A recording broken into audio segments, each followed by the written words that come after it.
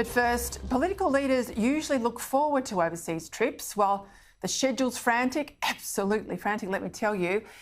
They like being on the international stage. They like discussing the big issues with serious people and get away from the gotcha politics of the domestic news cycle. But Scott Morrison's latest trip is absolutely fraught.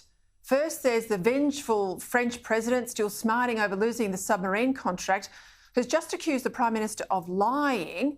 Now, what Macron fails to mention is that the French performance under the now cancelled contract was abysmal, that their conventional subs really aren't what we need anymore, and good on Scott Morrison for acting in Australia's national interest, even if the little croissant is a bit unhappy. Much of this anger, I suspect, is manufactured for the local French media, given Macron faces an election in April next year. And in any event, Macron's petty spite, well, it just shows you, doesn't it, that the French were never really a good fit for us on something as critical as submarines.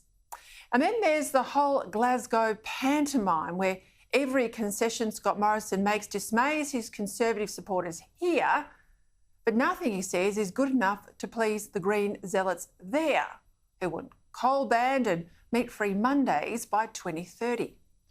It's hard not to react against a bunch of powerful leaders, billionaires and unhinged Armageddon activists lecturing everyone else on what's good for us, especially when they're maximising their emissions, private jets all the way to Glasgow and motorcades to get together and tell us we need to limit ours.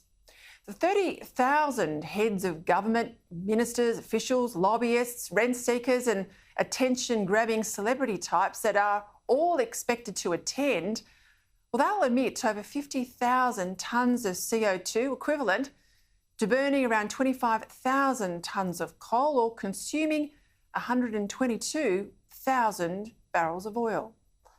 But that's all okay because Poland has planted over 600 hectares of trees in offsets. Dear old Germany, to counter the carbon value of their bureaucrats heading off to Scotland, well, they've spent nearly €500,000 buying biomass stoves in Rwanda. Now, biomass stoves are where poor people burn wood chips to offset emissions. Here in Australia, of course, they've banned wood fires in homes, but not so in Rwanda. This is just the latest example, isn't it, of the whole hypocrisy industry that lives off climate policy. Take a look now at some of the great virtue signallers who'll be at Glasgow this week. Let's have a look. There's Mr Harbourside Mansion and his new best friend, Australia's richest man, telling the rest of us that we have to be poorer in order to save the planet. Joining them will be one of Labor's biggest emitters, the Shadow Attorney General Mark Dreyfus. I hope he's got some offsets there for all the hot air he'll be releasing in Glasgow.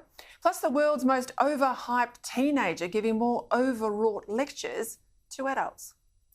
But look at the big emitters, the countries who won't be there. Chinese President Xi Jinping, he won't be there, despite his country being the world's biggest emitter, 28% and growing, because the vast communist state won't let anything get in the way of their economic and military strength. Last year alone, China opened more coal-fired power than Australia's entire fleet of coal-fired power stations. And it's still got 43 more coal-fired power plants on the way.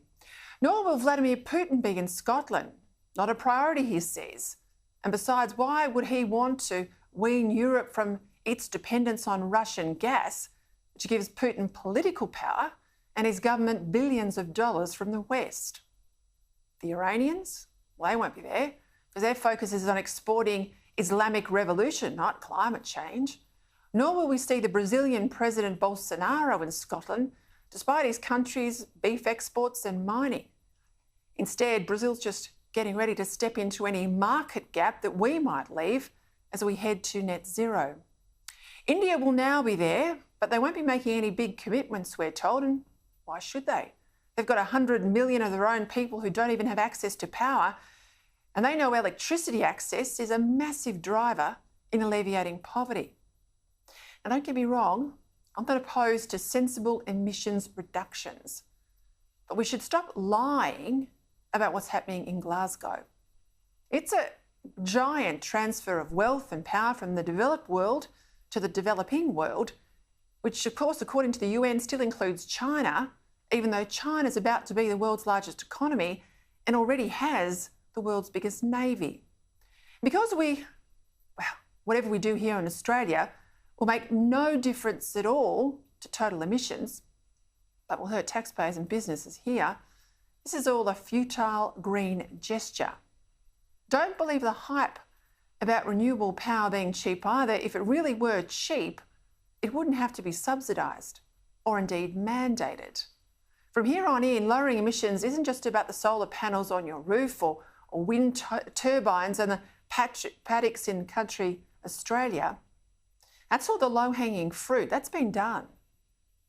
Zero emissions now means eating less meat, travelling less by jet, trading in our cars for more expensive electric vehicles, just so that China, India, Indonesia, Brazil and all the others can keep on emitting. Just listen to the words coming out of the mouth of Glasgow's most powerful man, UN climate finance czar, Mark Carney. He's let the cat out of the bag in a think piece in the Financial Times over the weekend in the UK on detail about where we're headed. He says carbon pricing, bans on internal combustion vehicles, national targets to phase out fossil fuel subsidies, and mandatory climate-related financial disclosures. This is where we're headed. And Scott Morrison still can't understand why his quiet Australians aren't so happy.